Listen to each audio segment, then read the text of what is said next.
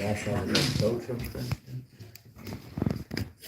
disappearance days of Vedic Charyas in our movement. We would, I don't thought that but we all over ISKCON it was common to sing this song. Lamentation due to separation from the Lord and his associates. This is a song by Narottam Das Thakur from one of his many wonderful compilations. This one's called Prarthana.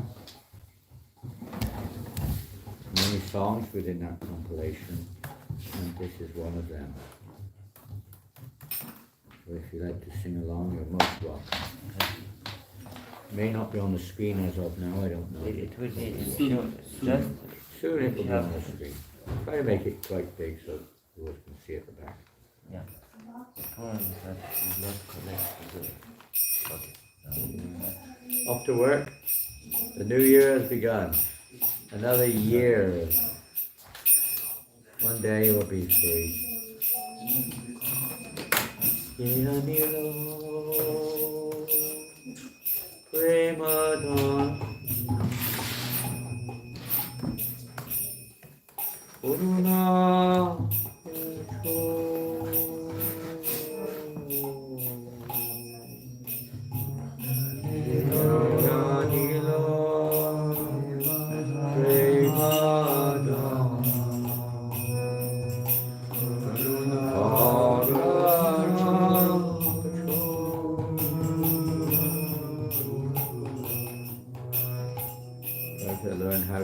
Where to begin the nearest words.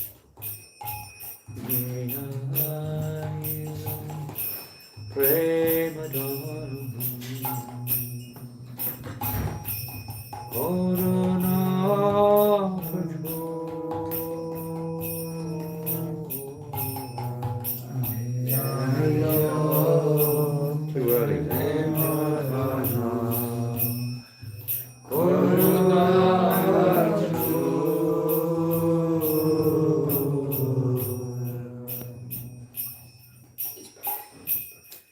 Hino Prabhu Kota Kila Acharya Bhakti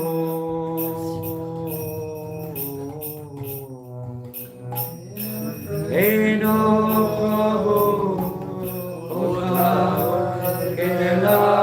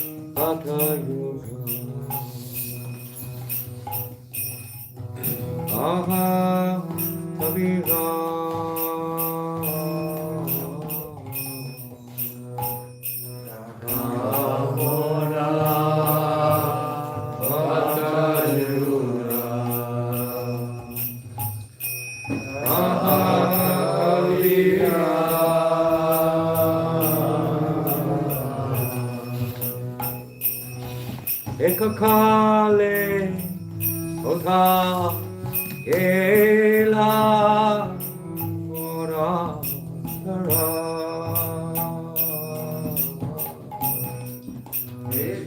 Eka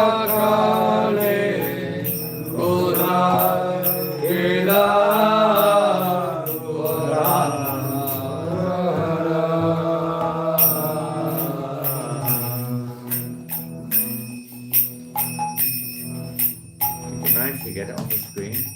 Yes. Good.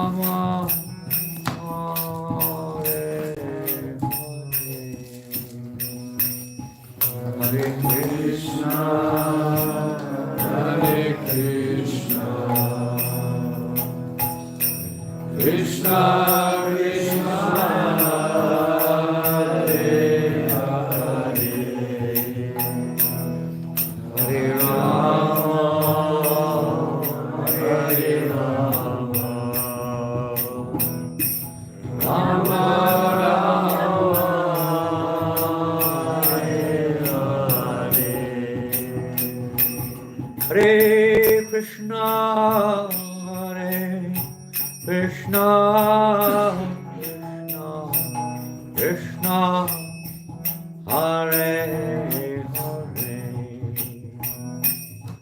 Hare Rama, Hare Rama, Rama Rama, Hare Hare, Hare Krishna, Krishna Hare Rama, Hare Rama, Hare Hare.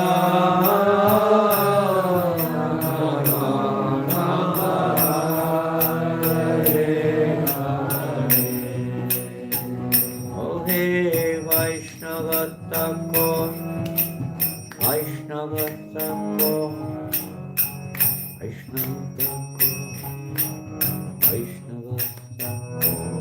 Oh hey Vaishnava Thakur, Jaya Vaishnava Thakur, Vaishnava Thakur, Jaya Vaishnava Thakur. Srila Jiva Goswami, Prabhupada,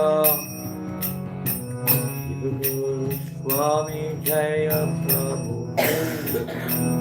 Jaya Jiva Goswami, Jaya Prabhupada, Jaya Jiva Goswami, Jaya Prabhupada. Jaya Jiva Goswami, Prabhupada. Jiva Goswami, Prabhupada. Jaya Jiva Goswami, Prabhupada. Jaya Jiva Goswami, Prabhupada. Jiva Goswami Prabhupada, Tirabha Mahamud Sav Ki. Shri Jagdish Pandit Tirabha Mahamud Sav Ki. Shri Prabhupada Ki. Shri Nitai Sachisuta Ki. Shri Jagan Baladev Sabadu Ki. Shri Radha Parisisvara Ki. And all Premanandi, all glories of the assembled devotees. Hare Krishna. Our new year has begun, so-called. Vaishnav is not really anything special. In some ways it's an arbitrary date, isn't it? Why you start the new year on January the 1st? Is there any logical reason? Maybe, I don't know. Somewhere of it's selected as being the first day. Connected to the circulation of the planets. Well, maybe, but I don't know if in the West that's what they do, of course, with most of the traditional New Year's, but I don't know why they've selected January the 1st as such, or whether they've selected this particular day, we could say. Maharaj, can you speak louder? I don't hear a fig. You're not meant to hear a fig. I'm glad you can't hear a fig. I'll Please. try, but my voice is a little bit... No, it's not to make no difference. My voice is a little bit hoarse. If there's a microphone, and maybe... I can go. We can go. Yeah, if you can get a microphone, I don't want to overstrain my voice, otherwise I sure. won't be able to... On a micro. You know, I've been chanting 6 hours a day for like 2 weeks, practically alone, from gita and response. My voice has become a little hoarse, if you know what that means. A little rough. So they're going to bring a microphone. I can speak louder, but it would just strain the voice too much. So why they've selected January? It's not the shortest day of the year. It's not the day when the sun begins its northern course. Exactly. So I'm not sure why they've selected, but they have. You have to select some day, just like they select London, for instance. It's something to do with England. They select London as being the, what they call Greenwich Mean Time. Meaningless. It could be, Timbuktu meantime or Moscow meantime. It's just, they've selected it, so therefore everything oscillates or revolves around it, although it has no geographical or logical reason other than the fact that they made the decision. Only whatever it is, we take it as being a new beginning, a new year, 2025. So yesterday we don't have a proper microphone in the temple anymore. Surprise, surprise. How did you do the kirtan yesterday? We did yesterday use 4 mics. Pardon? Yes, we can. You don't see. I'd much prefer that than this. I'm not okay. too keen on only on Hare now. But if there's nothing else, of course we'll use it. I mean, there is, but it's difficult to arrange it. Okay. If it's too difficult, we'll use It this. will take here. like maybe 15 minutes. It's not quite so the same. Don't head. You feel like you're in a spaceship or something. This is Hare now. Aeroplane, the pilot of an aeroplane. Over now. Hare Krishna. Can you hear better now? Oh! I just want to turn off the echo because I hate these echoes. T'enlèves l'écho. C'est l'autre bouton. You want me to? I know how to use these things like a command. Hare Krishna, Hare Krishna, Krishna Krishna, Hare Hare, Hare Rama, Hare Rama, Rama Rama, Hare Hare, Hare Krishna, Hare Krishna, Krishna. This has got a squeal to it. Hare Rama, It's a bit broken. Rama Rama, Hare Hare. Hare Krishna, I'm aiming at Rama Lila, okay? Boom. Hare Krishna, can you hear me now? Yes. Okay. Squeaky. Give a squeaky sound.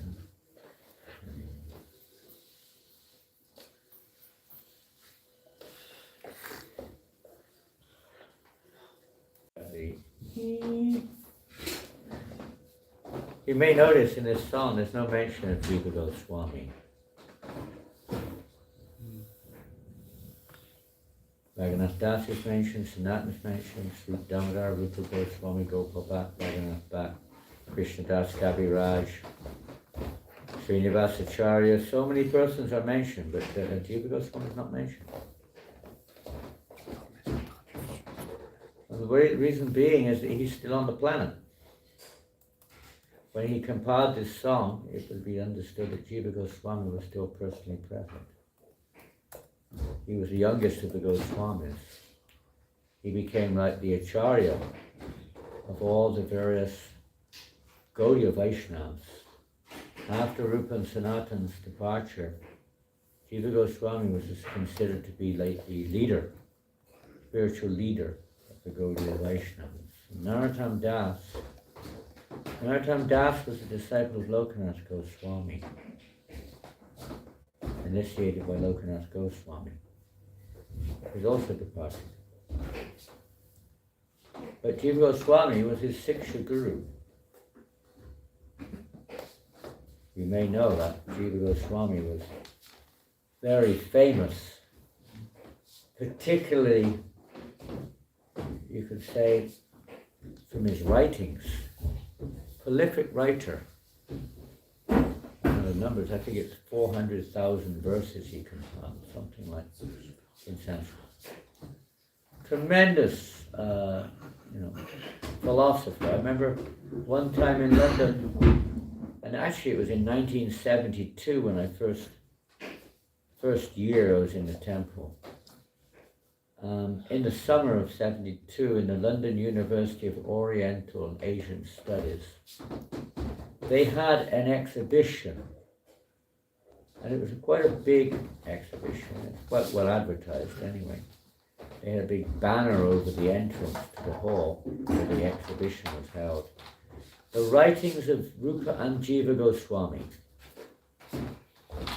two of the greatest philosophers the world has ever known, and the university wrote that, English university. So he is recognized amongst scholars as a They may not agree with his philosophy, but they recognize he's a great philosopher from the material point of view. They don't perceive the transcendental aspect of his philosophy necessarily, but they have to admit Rupa and Sanatana and Jiva are particularly prolific philosophers in terms of analysis of whatever, philosophy, logic, reason, shastras, scriptures, whatever, but just incredibly qualified personalities. Of course, they're transcendental. Jiva Goswami and Rupa and Sanatana, they're not of this world.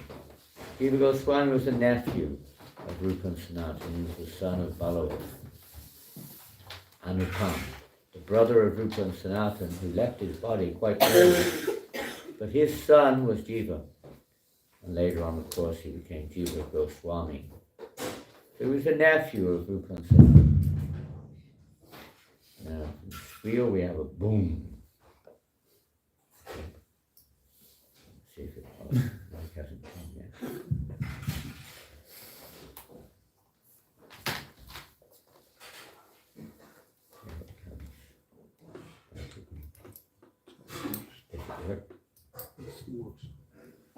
So, thank you for this.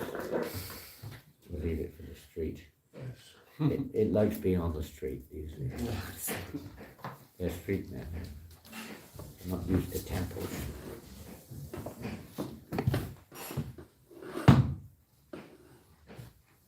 Hare Krishna, Hare Krishna. Krishna, not very loud, is it? Krishna Krishna, Hare Hare, Hare Rama, Hare Rama, Rama Rama, Hare Hare. Make sure there's no echo, please. Hare Krishna, Hare is echo. Hare Krishna.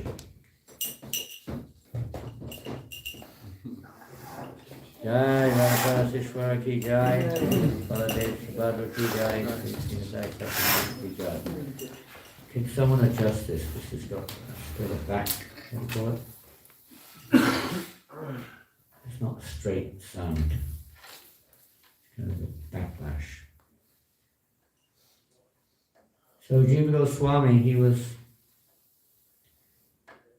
What literatures did he write? Does anyone remember any of the literatures he compiled? Bhakti Sandarbha. Pardon? Bhakti Sandarbha. Very good, thank you. This is probably the most, and this is where he received a title in the University of London. The Sandarbhas, which are an incredible analysis of Sankhya and ultimately Bhakti, of course. And to most people, it's beyond their capacity to grasp his presentation in many ways.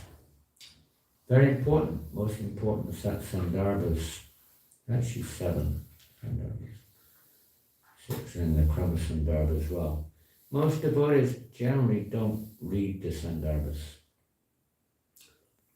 although it is stated that in order to be an actual acharya, one must understand the Sandarbhas. You know, the foundation or the confirmation, philosophical confirmation of the spiritual truths of Srimad Bhagavatam, written by Jiva Goswami. Incredible compilations. Some of you may have read. Have you read the Sandarbhas? Oh. Yeah. They're quite voluminous and very deep. Aside from that, what else? What other literatures did he compile? Gopal Champu. Gopal Champu, another famous compilation, which is kind of like a parallel to the 10th canto in many ways. It's like not so much a commentary on it, but rather a... And one of the interesting things in transcendence is that we have a problem from the material point of view and understanding these things. How can it be seemingly two different stories about the same event. One acharya sees it this way and one acharya sees it that.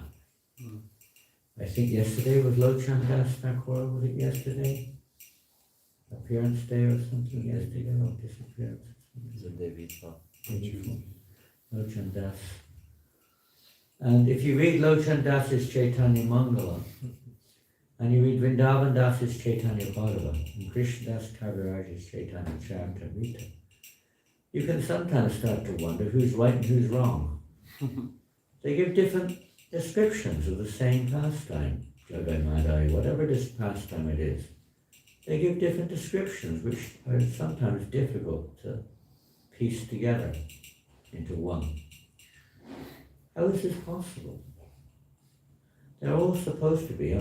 We sing songs, Lochan Das Thakur, we sing songs of Narottam Das, we read the Chaitanya Chaitaritas, their life and soul, and Chaitanya Bhagavat Krishna Das recognizes this as the authoritative presentation of Chaitanya Leela. How is it possible that all seeing it differently? Some devotees say it's different yugas. Sometimes.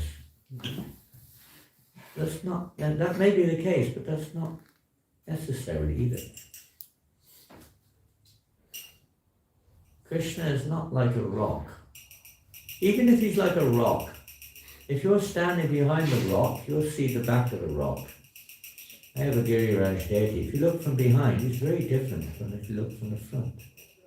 Or to speak if you look from the side. It's the same Giriraj, but your relationship with that deity is a little different. So the deity will reveal itself according to your relationship. If you're a stone yourself, you'll see a stone. Full stop. So it's a personal thing. The personal relationship is there. The same thing with Jiva Goswami. He's not just Gopal Champu. There's a very famous, not that there's any overlapping contradictions there, but there are certainly different angles of vision of the same pastimes. They're unlimited pastimes. They're not limited. This is it, finished, full stop. Some devotees have this mentality, some religions have this mentality, if it's not what it says in my book, it doesn't exist, it's wrong. It's this childlike vision, neophyte vision. Like kids, they can't see beyond their immediate sensual perception. They only accept what their petty brains can perceive, basically. They can't see something, they can't conceive of something existing outside of my analysis or my experience. It's a fantasy, it's a fiction, it's a dream, whatever it is. They can't see beyond that. You could say the whole philosophy, or the whole science, the whole world of science is based upon this fallacy. Unless we can analyze it, it is wrong, it's not true. This is putting an absolute limitation on the truth. Krishna, one of the first characteristics of Krishna is inconceivability. Interesting. Inconceivability. You can't, with material sense, Takshi Krishna Namadina Bhalagwayamindriya, we can't perceive Krishna with his material senses. Is he measurable? But for the devotee, yes, even we see in the spiritual world, on the transcendental plane, Mother Yasoda sees Krishna as a baby. Isn't it? Even though he's, whatever he is, he may be appearing from the world in general as a Kshatriya or a king or something. To her, he's just her baby. Even mothers have this experience in the material world, isn't it? Those who've been mothers, Ram Leela and Ananda. Sometimes even though your son or daughter is like 40 years old, to you they're still your little kid, you know. You want to feed them your favorite apple pie or whatever it is they like. You know. Isn't it? Your sandwiches, she's like that with all the Sankirtan devotees. She looks at them all like her kids, you know. Gotta feed the kids, you know. Feed the ducklings.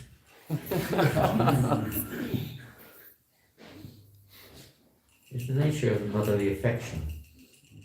They want to see the children happy, natural. But they see them as children. They can't help it, it's their relationship. So different relationships are there. The cowboys see Krishna differently. Yeah. They jump on his shoulders and beat him up, whatever their relationship is. And Krishna loves it. It's part of his joy.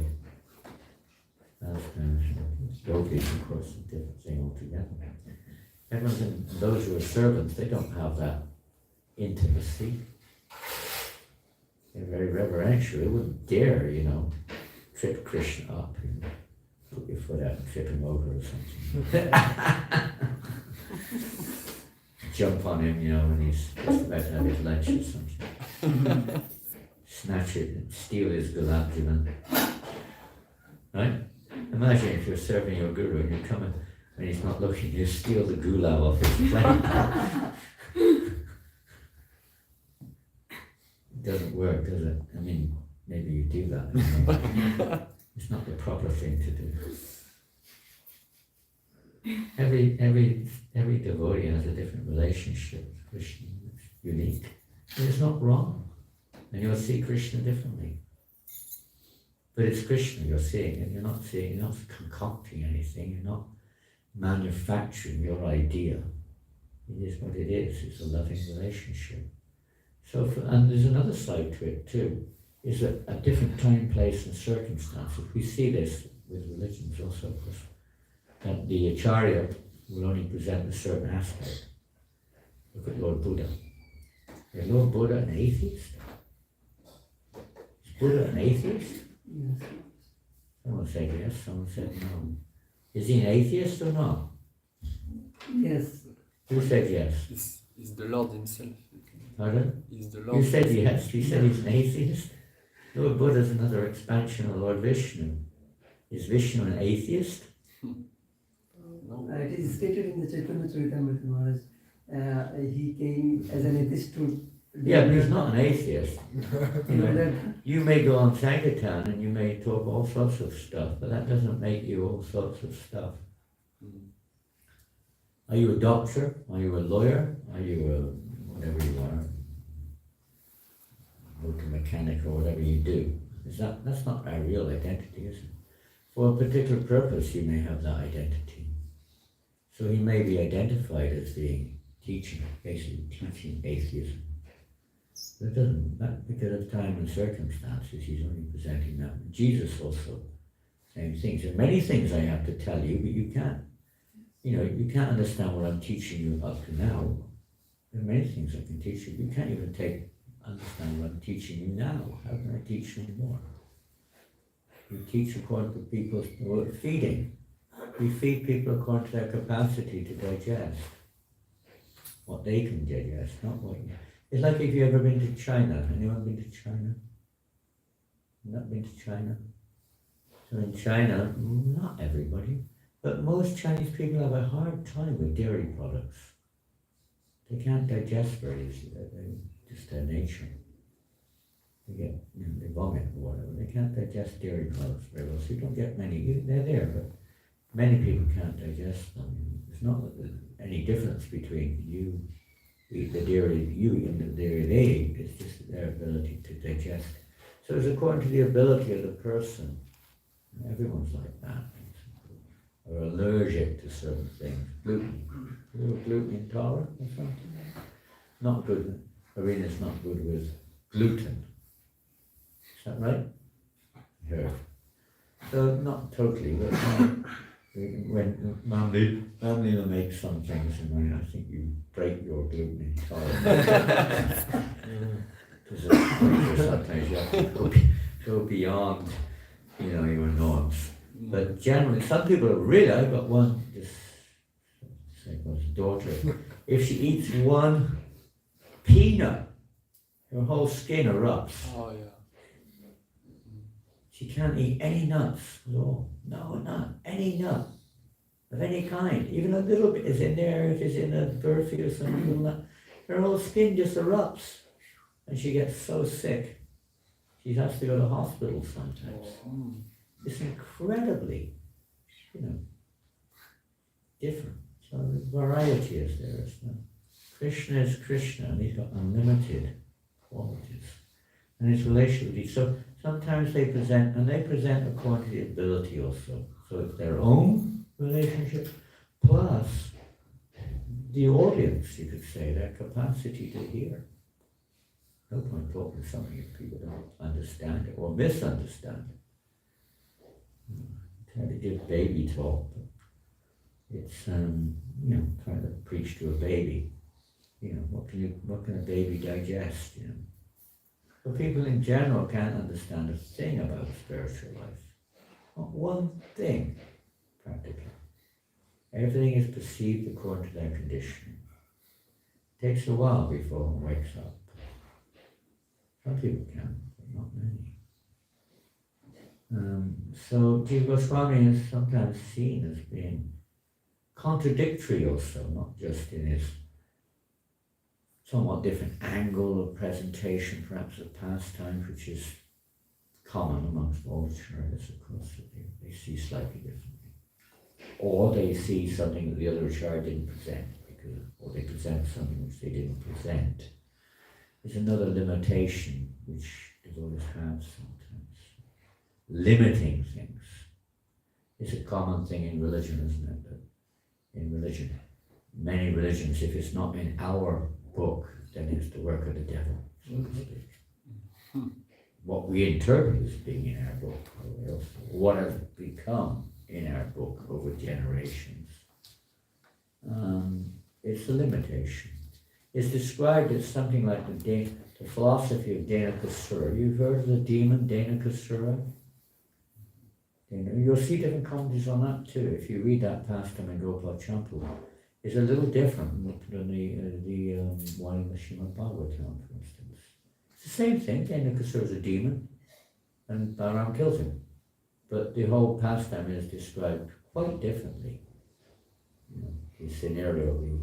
We tend to look at what we call it, chronology, external facts and figures.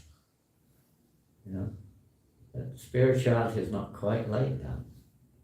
There's unlimited variety going on within the variety. Already there's variety. There's unlimited varieties going on, and different cowboys will see different things going on also. It's not just like this. The material, we try to make things like that. But even that you can't. You try to analyze a person's personality. You have one aspect, and I have a different aspect of that same person. To me, he's a nice guy. To you, he's my number one enemy. Right? He's horrible. He's ugly. I saw this couple, first time I've seen like this since like 1976. I use it as an example. They say beauty is in the eye of the perceiver, isn't it? I saw this couple, they seem to be partners. On Sankirtan, it may have been 2 or 3 days ago, I can't remember exactly, within the last 3 or 4 days at least. And from my perception, it would be, and with no discredit, I'm just saying from my perception, which is wrong, but it is nonetheless my perception. They were 2 of the ugliest people I've ever seen. No disrespect. You understand what I mean? I'm coming from. It's my perception is wrong, but from my perception, the life of me, and not only that, but I had brought my nose as they passed by like this. But they seemed to be in love with each other. They were about this tall. This wide. It was like, I saw the same thing in 1970s. I haven't seen since 1970s. They seem to love each other. It's amazing. Everyone's got a different perception. There's nothing wrong with that, by the way. They probably see me as an ugly monster, which I am anyway. Someone called me a monster. Once in 3 hours. But everyone's seeing it differently. Is it right? Is it wrong? It's not complete. But from your perception, it's complete. It's not complete. It's not a complete understanding of them.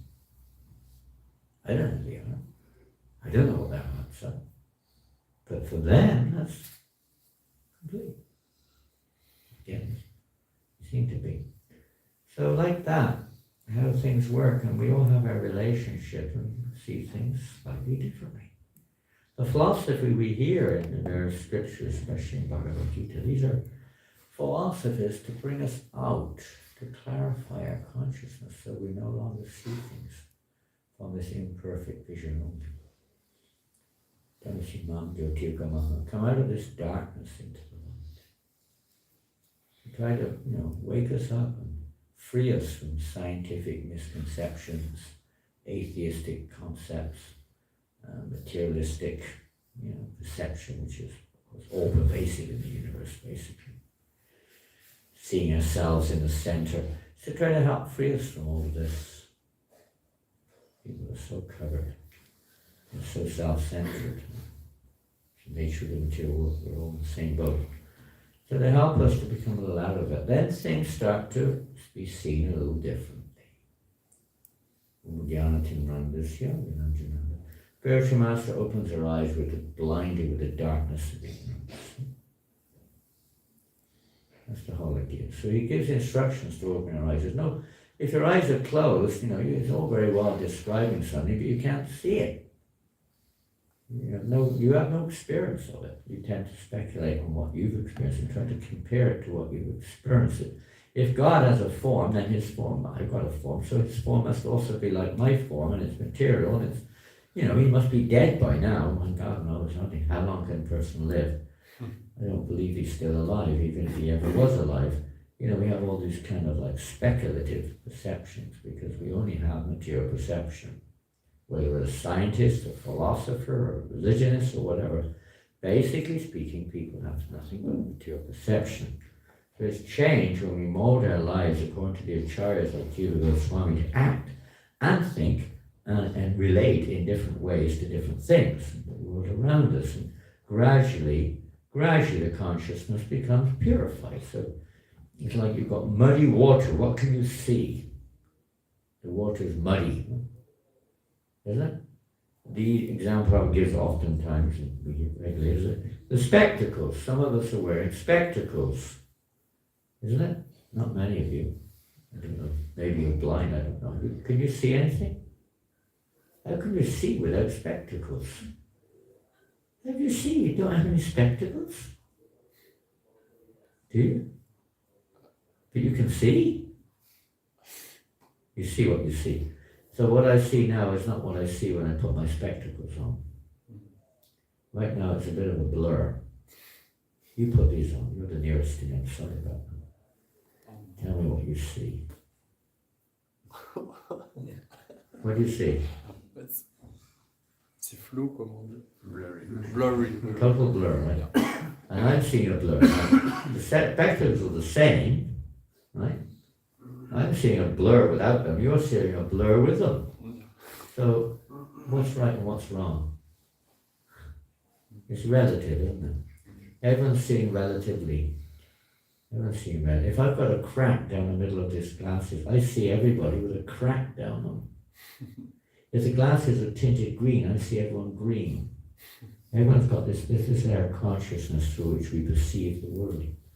It's all covered.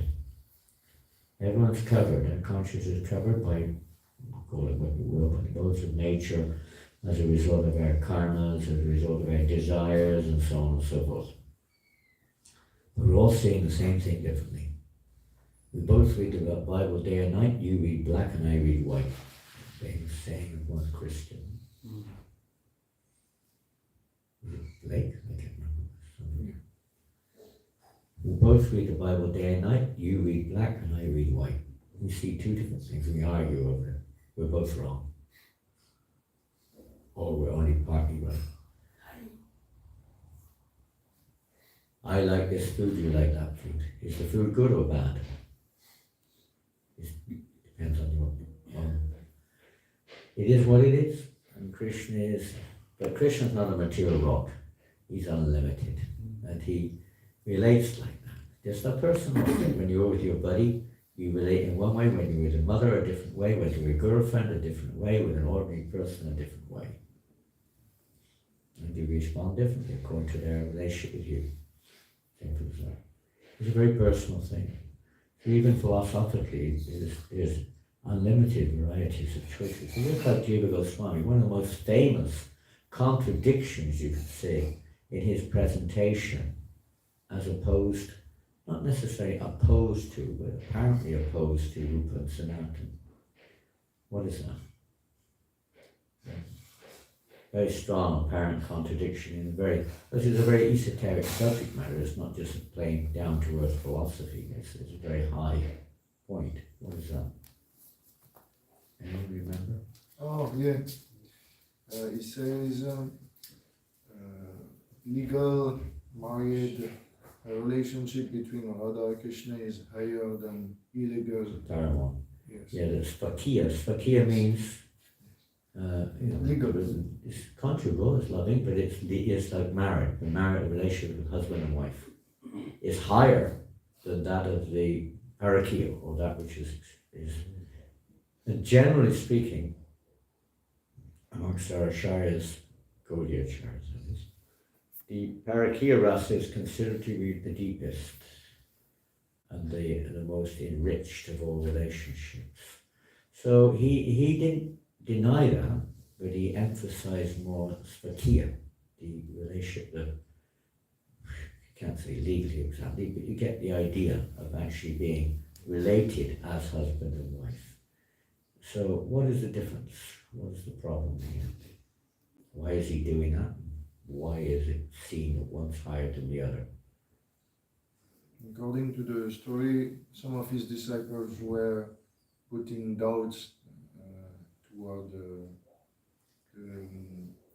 morality of parakiya ras. Yes, that's the external aspect, you could say. At least the primary one. They were fighting with each other. You get this amongst neophytes. There's a very nice statement of Bhakti Siddhanta Maharaj, we'll get back to it, but I can't remember, where he said that anyone who is still in any way affected by time. Is there anyone affected by time? Have you ever met people who are affected by time? Have you ever met anyone who isn't affected by time? You may be the one. Maybe. We're not even 100% sure. But definitely the acharyas are not affected by time. They utilize time, but they're not controlled by time. So anyone who's controlled by time in any way, past, present, future, measuring things like this. Anything that can be measured is called maya. As soon as you start to try to measure things relative to yourself, it's called maya. Another description of maya, that which is measurable. So time is one of those features, it's the mystical time feature of God. So anyone who's covered by time or affected by time in any way, no matter what they are, cannot really perceive these or understand these things. You accept this one or you accept that one. You see amongst acharyas, a typical one is the fall of the jiva. This is probably the one most content, what's the word? Anyway, contradictory, whatever it is. That's not the word I'm looking for. Something similar. Contested, maybe. Between neophytes. And you see different statements here, and you see different statements there, and you find this, and you find that. And you follow whatever you believe. Your acharya may have said something, some other acharya may have said something else, but they're revealing certain aspects. You cannot. Prabhupada didn't get into it. He didn't really get into it, because even if you accept this, so what? You still haven't realized it. It still doesn't necessarily do you any good, even if you do accept it. And he said that what happens is you see it this way, and I see it that way. And we end up arguing with each other. Writing books, arguing, saying you're wrong. The problem is, you guys have all got it wrong. Even to the point where you even offend the acharya. That's what it was, offending acharyas. Bhakti Siddhanta Maharaj offending Bhaktivinoda Thakur, not to speak about Srila Prabhupada, anyone else come to it. It's not our business to delve into the apparent differences of presentation of certain, even philosophical points. It's a very long and big subject matter, we won't go into it any further. The danger is that we start arguing. The danger is then we start offending each other. And so that's what happens. Instead of coming to a conclusion or realization, just a conclusion, it's not something you vote in a court or something. Instead of coming to an actual realization, one starts to think negatively about others. One starts to criticize others. It's very dangerous for neophytes. So it's like that when a neophyte is there. Prabhupada said, for instance, especially neophyte disciples are very careful about association, very careful about reading and this, that, and the other. One checks with one's in charge of what you read and who you associate with, because we're not very advanced to see. And we can easily get confused, doubtful, misled, lose everything if we're not careful, delving into areas we don't really have the eligibility to understand anyway. So Jiva Goswami had to deal with this. Some of his Siksha disciples, and that doesn't mean all of them, by the way. Narottam Das was not one of the who was of that mentality. He himself is a Manjari. But some of his followers, some of the public. Now, one of the most common things, it's not even followers, it's the public in general. One of the most common criticisms, especially from Hindus, of Krishna Consciousness movement, the Gaudiya Vaishnava particularly, is based on this point, isn't it? He's a debaucher. Your Krishna's a debaucher. It's a very common thing. Many times it comes up. Yeah. He's having relationships with, other people's wives. Right? It's to a mundane person, yes. It's considered in the material that's the lowest of the low activity, practically, isn't it? It's not taken so seriously now, but previously it was considered to be a really very, very, terrible thing to do. It's not so much now. It's almost like, hey, that's good. Just get a divorce. Simple as that, What's the problem? It's just nothing to it. It's taken so lightly nowadays. Although maybe not by the individual thing, may be very angry, but in terms of general world, it's not taken so seriously. When I was a kid, divorce was just like a crime.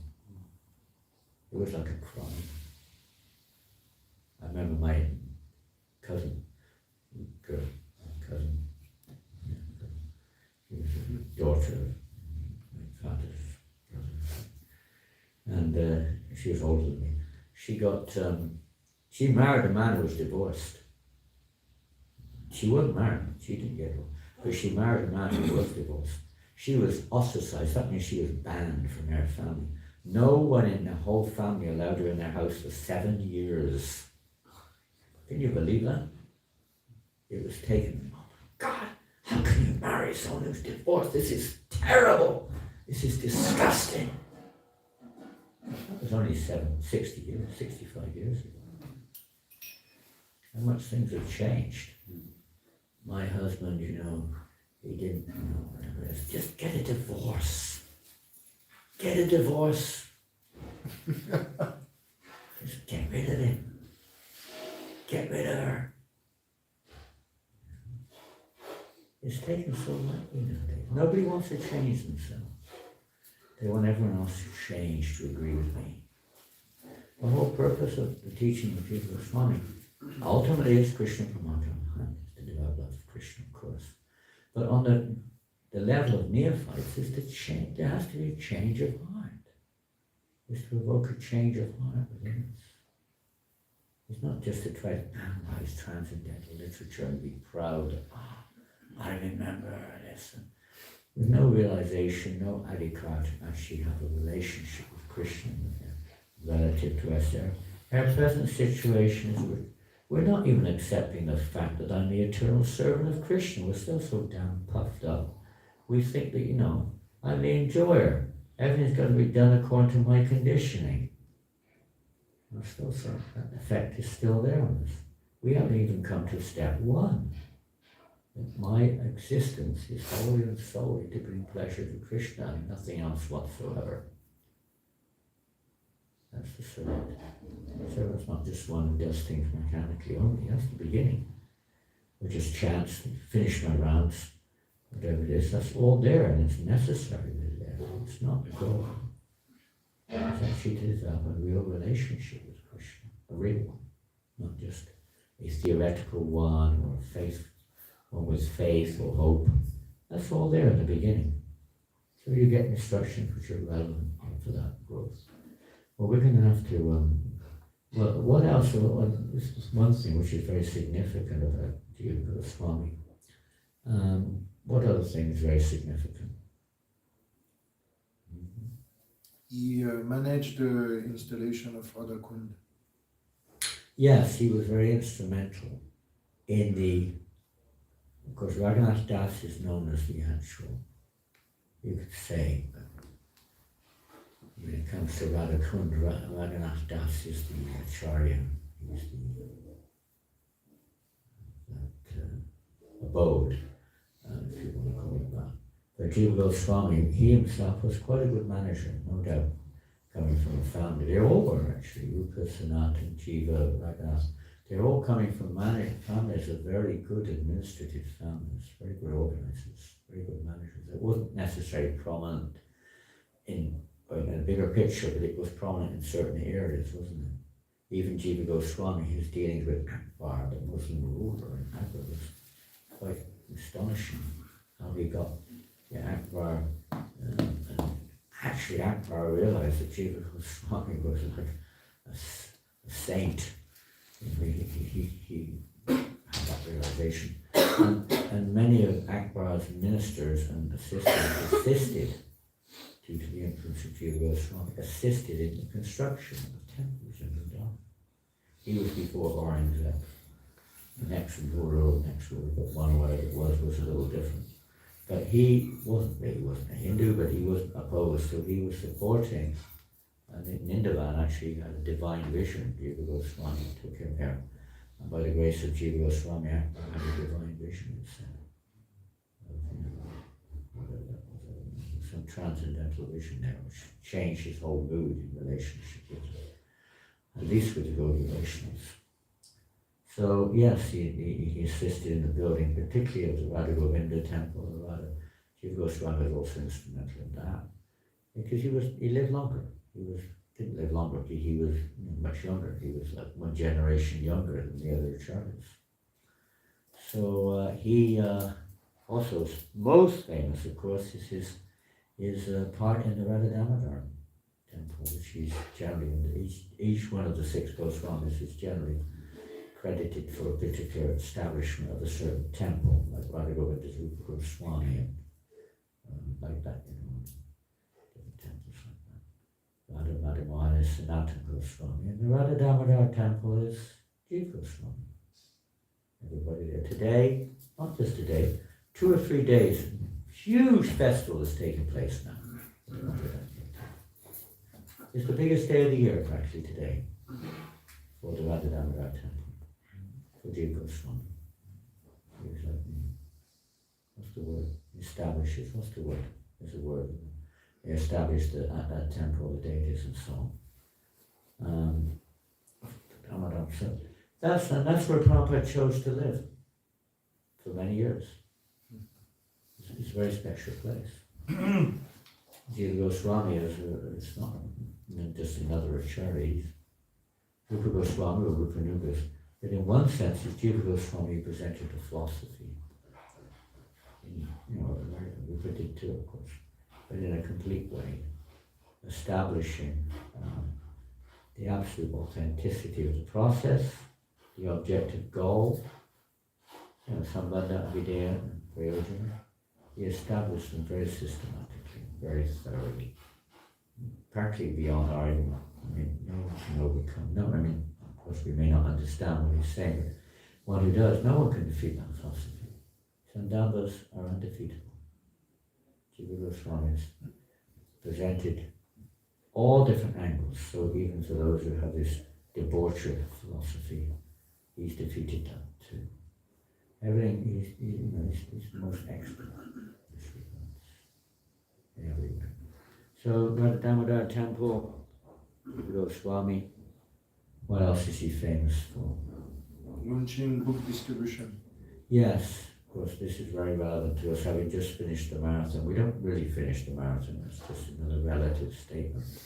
Marathon is our life, but different aspects of that marathon. So we've tried to put a sincere endeavour this last month for all of you to try to increase Prabhupada's book distribution. Well, Jiva Goswami was the one who really inspired this, what can you say? I mean, every acharya does, but in different ways, but literally inspired book distribution. He sent Narottam Shamananda and Srinivas on travelling Sankirtan with the handwritten manuscripts of many of the writings of Kaviraj Goswami, Rupa Goswami, Sanatan Goswami, his own writings and so on, and maybe a few other acharyas. He sent them on a bullock cart. They didn't have cars and vans in those days. On a bullock cart to take the literatures to Bengal and Orissa and preach the interesting, because you see the blend is there. If you're from Bengal, and some of you are Bengal, the emphasis there is on Lord Chaitanya. But you won't find that the Goswamis emphasize Lord Chaitanya as much. In Vrindavan, it's more radhakrishna. Now we know theoretically, that there's not really any difference in one sense, but there is definitely a difference in the mood, in the deity, in the, even the activities sometimes. So it's they also brought the two together. It's not, Lord, we worship Lord Chaitanya, we don't worship, we worship Krishna. To see the science, the transcendental simultaneous oneness and difference in the sense, to really present that philosophy of Lord Chaitanya, Chinchya Bhedvi Tapa, is also there. That the pastimes of Radha and Krishna. One we see with Radha, for instance, Ramananda Roy, Lord Chaitanya Mahaprabhu is personally there, and then Ramananda Roy is seeing Radha and Krishna personally there.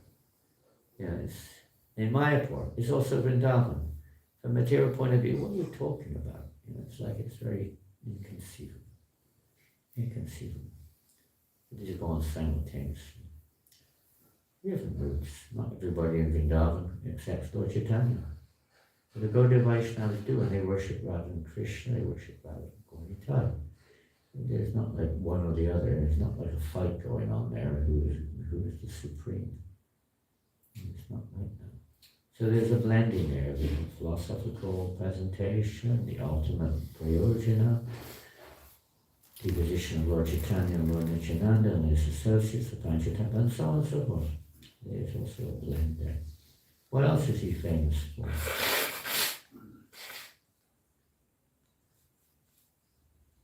Generally in Bengal they weren't so philosophical, and generally in Vrindavan they're not so sentimental.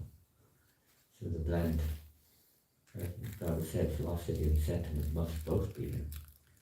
Generally Bengalis, I was told, they don't read the books so much. Generally, they like to worship the books, but they don't read them. They have them in their homes and they worship them like deities, but they don't read them so much. So what else is he famous for? Famous pastime is Rupa Narayan. And Rupa Narayan, by the way, again, we'll find different opinions too, but if you read Narottam Vilas, it's the same Rupa Narayan who challenged Narottam Das. If you read him, it's the same one. But not everyone agrees on that. Different opinions are there. But whatever it is, it is. So, and he was actually a devotee, great devotee. But anyway, he came to Vrindavan at that time, and he had this, and again there are different stories, completely different stories. But this is one story, so you can accept or not accept, doesn't make no difference. The point is that many times we get too much hung up on the story rather than the purpose of the story. what is the point that's being taught, rather than, you know, the details of who taught it, how it was taught, and this and that. No, it wasn't him, it was this. We forget. Same thing with bhagavatam or Chaitanya. People get hung up with their sentiments rather than the actual teachings that were being presented. So with Narayan, he came to Vrindavan one time, and he challenged. He was the eldest. Jaipatra, they called Jaipatra. Everyone had to sign it. If you weren't willing to challenge him, you had to sign the Jaipatra. In other words, you accepted defeat by him. That he was a greater philosopher than you. So this Narayan came to Vrindavan, and he heard that Rupa and Sanatan were like accepted as the greatest philosophers of Gaudiya Vaishnava, and so he wanted to get their signature as well. So he came there and he challenged them, but they said, "Oh no, we're not qualified to go too far beyond their capacity to challenge." Then sign the Jayapatra. Okay, they signed it. Yes, of course we'll sign it. Here, go with Rupa Sanatan. Off you go. They got rid of him pretty quick. They didn't want to waste their time with this puffed up, scholar, whatever you want to call it. So he went off thinking, now I've really got it. I've got everything now. I've got Rupa, Sanatan, I've got the Gaudiyas. I've got everything. I must be the greatest scholar in India now. So on his way out, he happened to hear that Jiva Goswami was also an uprising star in the Gaudiya Vaishnava, lineage. So he met Jiva on the way and said, let's see, I've already defeated your uncles. Can you sign this? Jiva said, no way will I sign this, Jiva. He didn't call him rascal, but he saw him like that. I'm not going to sign this. How could this be possible? I don't believe it. You've insulted my Rupa and Sanatan. They only signed it because they didn't want to waste their time with you. If you want my seat, you're going to have to defeat me. So then they had a head-on debate. And it went on for a long time, but eventually Jiva Goswami smashed him, and he was humiliated. He wasn't a powerful scholar, but he was humiliated. And so Rupa and Sanatan, when they heard about this, were they happy? Why not? Because you wasted 7 days. Pardon? You wasted 7 days. Well, maybe, but besides that, why were they also not enough? True, he wasted time. You could say, well, yes, he didn't really waste time, because if he had signed it, then, where would we stand? He had to establish that Gaudiya Vaishnava philosophy is absolute and is the highest. He had to do that. That was we heard already, that was one of his main services to Rupa and Sanatan. So, but on the other side, why were they disturbed? They felt he was proud. Proud. You become proud. You're so proud you think, I don't tolerate this. Whatever. Because he's right, in one sense, because he's not doing it on his own account. He's doing it for Gaudiya Vaishnavas, and particularly for Rupa and Sanatan. They've been made to look lesser than this fellow, which is crazy. So you can understand that. But from another point of view, they were teaching a lesson. He's proud. And what did they do? They said, you still have anger. You're not fit to reside here in Vrindavan. You're not qualified. You're still affected by anger and pride. You have to get out. Jiva Goswami told to get out of Vrindavan. You've taken the renounced order of life. You have to go. Go. So he left Vrindavan. He resided, of course he didn't go far away, he was in Mathura, but he left Vrindavan. He lived in Vrindavan, in Mathura, on the bank of the river Janananda. And again, there are different stories there, some say holes, some in a crocodile hole, some say in a hollow of a tree. There are different stories are there, but whatever it was, he lived very simply, and he lived on next to nothing. And he stayed there for a long time, I don't know how long, but a long time, considering himself an offender to his gurus. An offender to his gurus, he displeased his guru. It's not a question of right or wrong, it's a question of pleasing. What will please? They're teaching that lesson, although he didn't really displease him in another sense, he did the right thing. But nonetheless, teaching lessons. And then one day when Rupa and Sanatan were together in Vrindavan, Sanatan Goswami said, you are not, why are you doing like this with Jiva? Why you should, it's not right. So what do you mean? You're not following Lord Chaitanya's teachings. Said to Rupa. Rupa said, no, it's not the same. Said, you're not following Lord Chaitanya's teachings. What do you mean I'm not following his teachings? Well, we'll find out. We'll read. We'll study. So we're reading. And there were three primary limbs, you could say. I don't know if that's the right word, but three primary kind of like sections.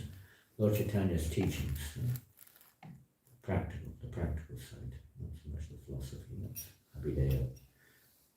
Sometimes Abhidheya Prayojana. But in terms of practical side, there were three things which he emphasized primarily.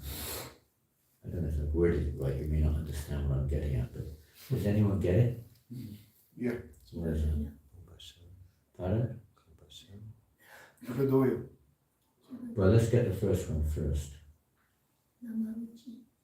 Well, these are the results of these processes, but the actual process, Nam Seva, service to the name, Vaishnava Seva, and Jiva Doya. And they read this. They said, you are not following Jiva Doya. It was a pun. It's not literal, it's a pun. You have to be merciful to Jiva. And Rupa laughed and said, bring him back right now. So then he brought him back to Vrindavan. And of course, they associated regularly the Radha Damodar temple. It was their meeting place, basically. Well, that area, very developed at that point in time. But in that area, it took a long time in those days to build temples. They didn't kind of like just come up with factories, with lorries and cranes and bulldozers. And, it took a lot of manpower to build those temples over many decades sometimes. They didn't just sort of appear in 6 months or something. It took many years. So Jiva Goswami, anyway, we've got to finish now, we have to go. Shri Jiva Goswami Prabhupada ki jai. Shri Jagadish Pandit, not much anyway. Shri Jagadish Pandit ki jai. Lord Premanandi, big thanks to everybody. I'm just a rush now like anything. There's 2 bhagavatam sets downstairs. Can you please do something with them?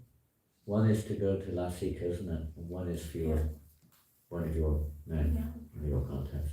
So maybe if your car is here or down the road. So if someone could please put them in the car, can we do that?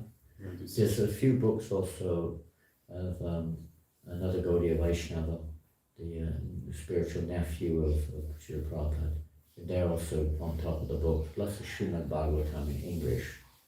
So maybe they all came from your car, so maybe you can do what you like with them. You have no disrespect whatsoever. But, if you can keep them in the car, that would be best. It's okay. Thank you all very much for that. Yes? One moment in the lecture you said whatever is measurable. That's what Bhakti Siddhanta said. Is what? Is Maya. But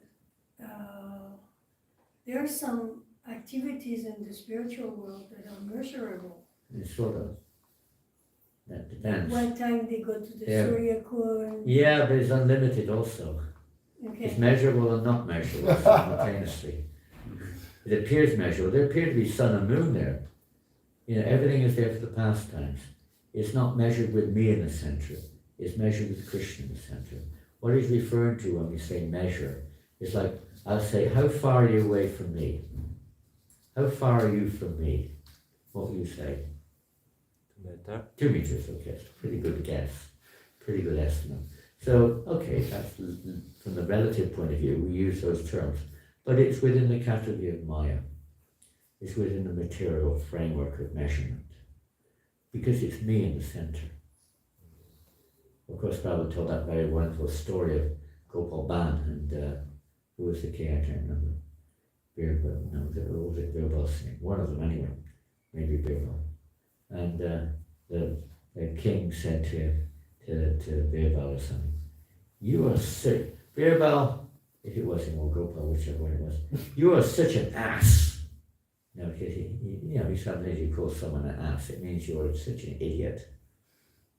Birbal said, I'm not an ass. I'm not an ass. Oh, you are. What's the difference between you and an ass, he said. king said to his servant, "What's the difference between you and an ass? Come on." And the whoever it was said, 2 meters. 2 meters.